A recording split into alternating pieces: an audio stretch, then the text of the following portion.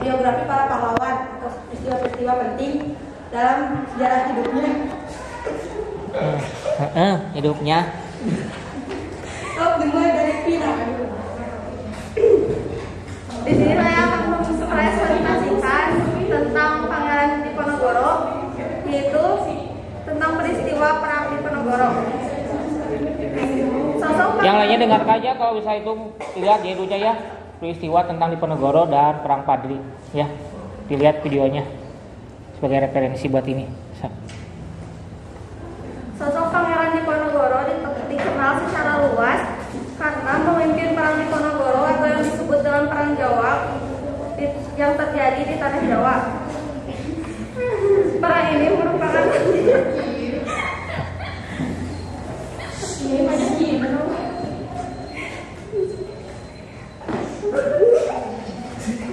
Tarik nafas, istighfar, astagfirullahaladzim.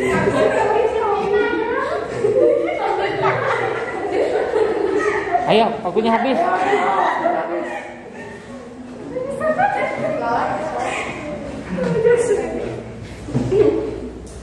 Perang ini merupakan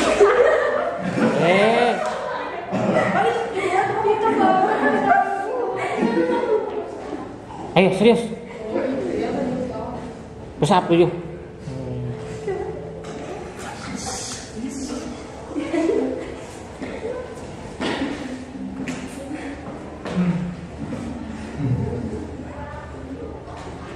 Habis ini waktu ini habis. Perang ini merupakan salah satu pertempuran terbesar yang pernah dialami oleh Belanda selama masa kependudukan di Nusantara. Perang tersebut terjadi karena pangeran tidak menyetujui campur tangan Belanda dalam urusan kerajaan. Selain itu, sejak tahun 1821, para petani lokal menderita akibat penyalahgunaan penyewaan tanah oleh warga Belanda, Inggris, Prancis, dan Jerman. Van der Schalkplein mengeluarkan dekret pada tanggal 6 Mei 1823 yang menyatakan bahwa semua tanah yang disewa orang Eropa dan Tionghoa wajib dikembalikan kepada pemiliknya per 31 Januari 1824. Namun, pemilik lahan diwajibkan memberikan kompensasi kepada penyewa lahan di Eropa. Pangeran Diponegoro membuatkan tekad untuk melakukan perlawanan dengan membatalkan pajak puasa agar para petani di Tegalrejo dapat membeli senjata dan makanan. Kekecewaan Pangeran Diponegoro juga semakin memuncak ketika Patih dan Nureja atas perintah Belanda memasang tonggak-tonggak untuk membuat rel kereta api melewati makam leluhurnya. Beliau kemudian bertekad melawan Belanda dan menyatakan sikap perang. Pada hari Rabu 20 Juli 1825, pihak istana mengutus 2 bupati keraton senior yang memimpin pasukan Jawa Belanda untuk menangkap Pangeran Diponegoro dan Mangkabumi di Tegalrejo sebelum perang pecah. Meskipun kediaman Diponegoro jatuh dan dibakar, pangeran dan sebagian besar pengikutnya berhasil lolos karena lebih mengenal medan di Tegalrejo. Pangeran Diponegoro beserta keluarga dan pasukannya bergerak ke barat hingga desa Dekso di Kabupaten Kulon Progo dan meneruskan ke arah selatan hingga keesokan harinya tiba di Goa Selarong yang terletak 5 km arah barat dari kota Bantul. Pangeran Diponegoro kemudian pindah ke Selarong, sebuah daerah berbukit-bukit yang dijadikan markas besarnya. Pangeran Diponegoro kemudian menjadikan Goa Selarong sebuah goa yang terletak di dusun Kantolan, Lor Buwosari, Pajangan, Bantul sebagai basisnya. Pangeran menempati goa sebelah barat yang disebut Goa Kapu yang juga menjadi tempat pertapaannya. Sedangkan Raden Ayu Retnaningsih, yaitu selir yang paling setia menemani pangeran setelah 2 istrinya wafat, dan pengiringnya menempati Goa Putri di sebelah timur. Penyerangan di Tegalrejo memulai perang Diponegoro dan berlangsung selama 5 tahun. Diponegoro memimpin masyarakat Jawa di kalangan petani hingga golongan priai yang menyumbangkan uang dan barang-barang berharga lainnya sebagai dana perang dengan semangat sadumuk batu sanyari bumi ditohi tekan mati sejari kepala jengkal tanah dibela sampai mati. Sebanyak 15 dari 19 pangeran bergabung dengan Diponegoro. Bahkan Diponegoro juga berhasil memobilisasi para bandit profesional yang sebelumnya ditakuti oleh penduduk pedesaan. Meskipun hal ini menjadi kontroversi tersendiri, perjuangan Diponegoro dibantu Kiai Mojo yang juga menjadi pemimpin spiritual pemberontakan. Dalam perang Jawa ini, Pangeran Diponegoro juga berkoordinasi dengan ISKS Pakuwono VI serta Raden Tumenggung Prawirodi Doyo, Bupati Gagasan. Pada tahun 1827, Belanda melakukan penyerangan terhadap Diponegoro dan menggunakan sistem benteng sehingga pasukan Diponegoro terjepit. Pada tahun 1829, mau ke siapa? Waalaikumsalam. Boleh?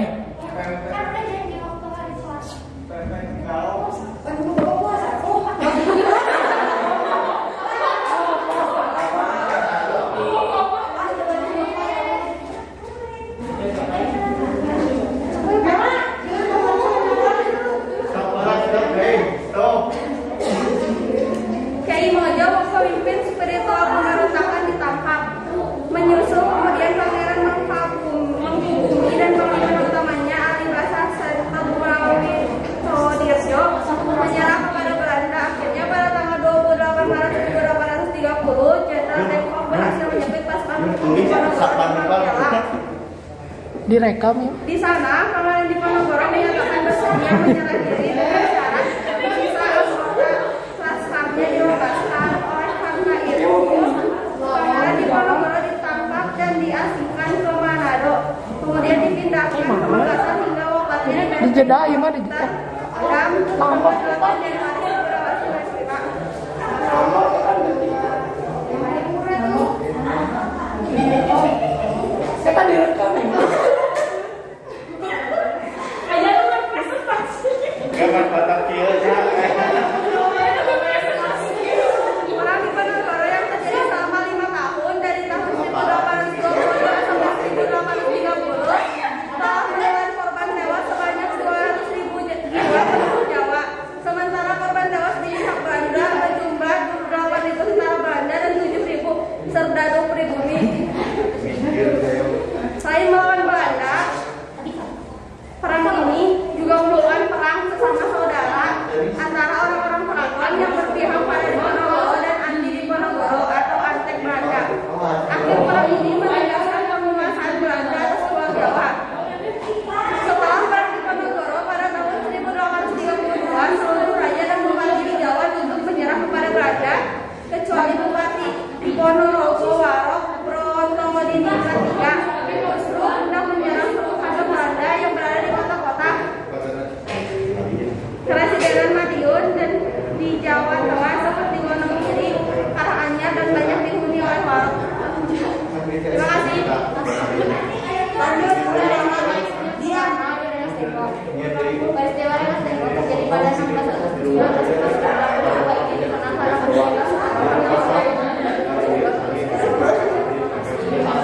golongan muda tersebut dipimpin oleh Busana, Supari, Mayor Saya, Marahadi, Subadio, Santoso, Sajuti Meli dan lainnya yang mendukung Soekarno Hatta dengan golongan pemuda untuk menghasilkan kemerdekaan Indonesia.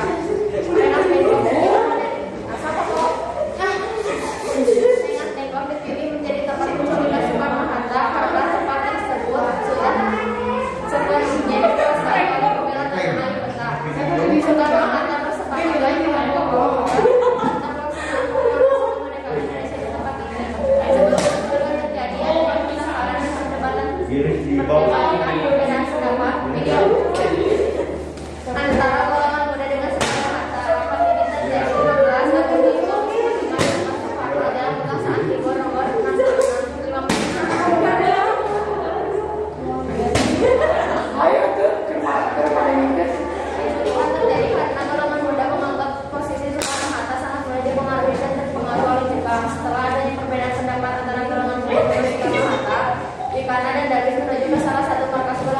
Jalan Cipali 71.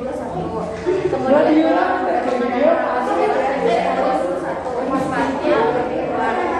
Rapat ini diikuti oleh sekolah Posipati dan petani karena adanya perbedaan pendapat tersebut, golongan muda Soekarno-Hatta ada di pengaruh oleh Jepang.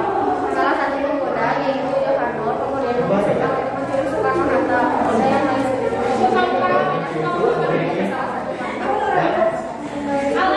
Sultan Syahrir dengan rencana tersebut setelah mendapatnya dari Subadio yang secara dan dua supaya bisa dimudah 24 pagi pada 6 Agustus 1945 Soekarno akan diberi golongan muda dari rumah masing-masing. Golongan muda Soekarno dan Hatta. Fatmawati istri Soekarno menggambarkan para golongan muda yang menyusul suaminya dengan berpakaian seram. Terlihat membawa pistol dan sebagian membawa puasa dengan daya tuannya. Mun ingat mah, mun teu mah nya. Dengan mata berbeda. Hah? Mun ingat mah puasa Bapak. Golongan puasa Soekarno-Hatta. Puasa Bapak, mun ingat. Puasa musik atas air putih. Ayo itu. Adanya desas-desus kalangan Jepang dari sekutu dalam Perang Dunia Kedua yang sudah terdengar, tapi belum ada pernyataan resmi tentang kekalahan itu. Fatmawati ikut dengan Soekarno menggunakan mobil Fiat hitam yang meluncur ke sebuah tempat yang tidak diketahuinya. Dalam gambarannya, tempat tersebut seperti pos penjagaan. Diketahui lokasi tersebut berada di Jatinegara. Saat dalam perjalanan ketersediaan susah Singkat ya, biar gak kebagian, biar kelompok yang lain. Ya. Oh, singkat. Udah aja. Gak apa-apa ya? Iya. Ya, biar kelompok yang lain. Kesian tuh mereka pada ulang-ulang pengen mantapin. Mengacar. Ya. Peristiwa penting Ki Hajar Dewantara sebagai pendiri Taman Siswa. Latar belakang berdirinya Taman Siswa disebabkan karena pendidikan di Indonesia pada masa penjajahan Belanda hanya dapat dinikmati bagi golongan kelas atas seperti anak kalangan para raja, konglomerat, dan bangsawan, sehingga rakyat golongan menengah ke bawah tidak dapat menikmati pendidikan yang selayaknya didapati. Tujuan berdirinya Taman Siswa untuk mewujudkan manusia yang merdeka, baik lahiriah maupun batiniah. Untuk menjalankan tujuan tersebut, Karekam itu. organisasi ini berusaha mengenalkan pendidikan di kalangan masyarakat, khususnya menengah ke bawah. Organisasi pendidikan ini memiliki semboyan yang sangat terkenal hingga sekarang. Semboyan tersebut yaitu Inyarsa Sulodo di depan memberi teladan, Imadia Mangunharsa di tengah memberi semangat, Turi Handayani di belakang memberi dorongan. Dah. Tut pilihan ini apa? Di belakang memberikan dorongan. Kalau kalian jalan di tukang, kalian nyurungkeun batur gitu.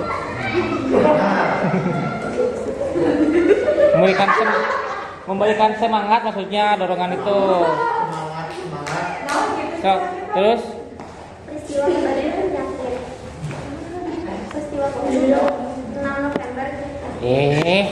wahnya. 6 November 1908 menjadi akhir dari perjuangan kedua masalah penyakit.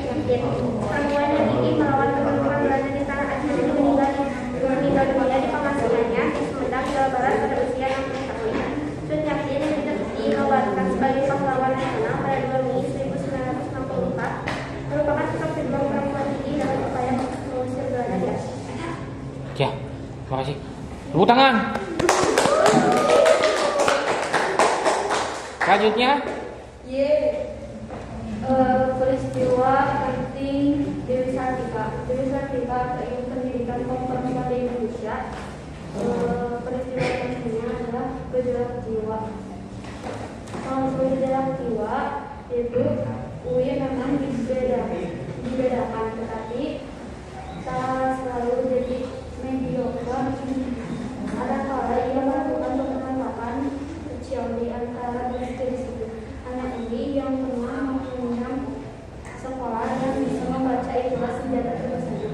Seringkali gadis-gadis itu memperoleh surat cinta dari pemuda sepanjang mata kenangan mereka karena tak mampu membaca ulang yang selalu diminta para gadis itu untuk membaca surat-surat itu. garis asmara itu dengan nomor dan surat yang dibacanya.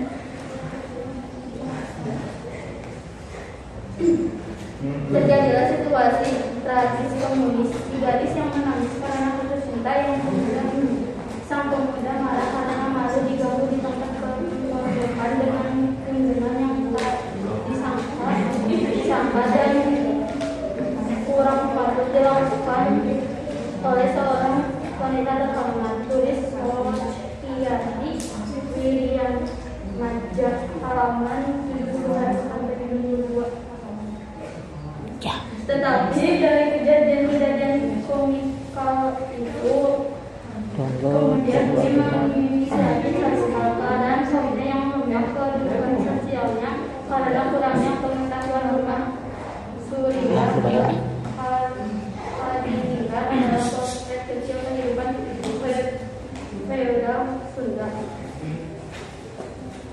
Para gadis itu pada dasarnya hanya menurut kaum kemauan orang tuanya tradisional. Perempuan dianggap cukup meyakinkan pada jaminan hidup dari ayahnya atau suaminya. Melihat hal ini pada ibunya yang tak kuasa melakukan apa-apa untuk membantu pandangan ketika ayahnya diasingkan dan aset-asetnya disita pemerintah. Itulah asal-masal gejolak jiwa Dewi Sartika. Ui ingin melihat kaumnya jadi pribadi yang mandiri dan hal semacam ini belum pernah dia temui di masanya.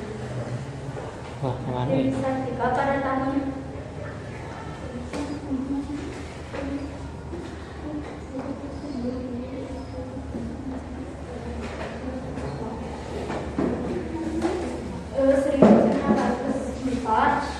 Dewi Sartika mendirikan sekolah istri atau sekolah khusus perempuan di Hindia Belanda. Pada 1910, sekolah istri direlokasi dan berganti nama menjadi Keutamaan Istri. Pada 1920, membuka cabang di seluruh Kabupaten Priangan. Pada 1921, berganti nama menjadi Sekolah Raden Dewi. Pada 1939, pemerintah Hindia Belanda menganugerahi Order Pan Orange Nose. Pada 1966 ditetapkan sebagai pahlawan nasional. Jenderal Sudirman. Salah satu peran penting Sudirman untuk dalam memerdekakan Indonesia adalah ketika ia berhasil merebut senjata dari tentara Jepang di Banyumas pasca Indonesia melepaskan diri dari jajahan Jepang. Pasca Indonesia merdeka dari jajahan Jepang, ia berhasil merebut senjata pasukan Jepang di Banyumas. Kemudian beliau diangkat menjadi komandan batalion di Korea setelah menyelesaikan pendidikannya. Setelah itu Sudirman menjadi panglima divisi 5 Banyumas sudah TKR, Tentara Komandan Rakyat terbentuk, dan akhirnya terpilih menjadi Panglima Angkatan Perang Republik Indonesia, Panglima TNI. Perang Palagan Ambarawa melawan pasukan Inggris dan Jepang Belanda dari November sampai 7 Desember 1945 adalah perang besar pertama yang dia pimpin. Setelah Sudirman memenangkan pertempuran, Presiden Soekarno pun melantiknya sebagai jenderal. Udah? Any question? Yang lagi duduk? No, any question? Pertanyaan?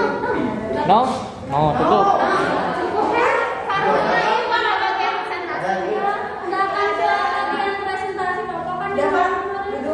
Ya, boleh, siap duduk.